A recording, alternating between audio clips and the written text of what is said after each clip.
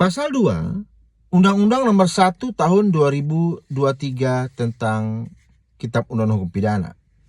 Ini ada hal yang menarik teman-teman semuanya, karena di sini diperhatikan juga mengenai hukum yang hidup dalam masyarakat. Mari kita baca ya.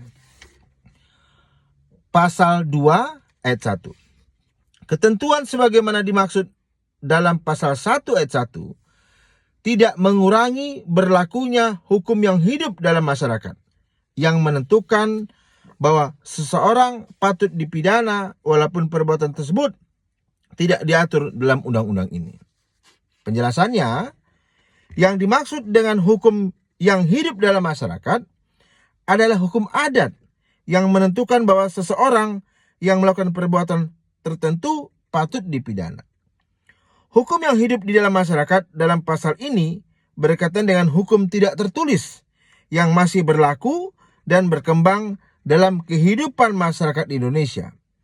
Untuk memperkuat keberlakuan hukum yang hidup dalam masyarakat tersebut, peraturan daerah mengatur mengenai tindak pidana adat tersebut. Jadi dimungkinkan ada yang namanya perda terkait dengan tindak pidana adat. Ayat 2.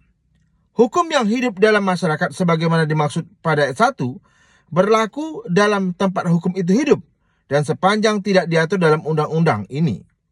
Dan sesuai dengan nilai-nilai yang terkandung dalam Pancasila, Undang-Undang Dasar Negara Republik Indonesia tahun 1945, hak asasi manusia dan asas hukum umum yang diakui masyarakat bangsa-bangsa.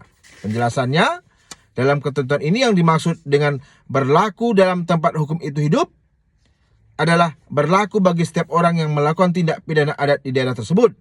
Ayat ini mengandung pedoman dalam menetapkan hukum pidana adat yang keberlakuannya diakui oleh undang-undang ini.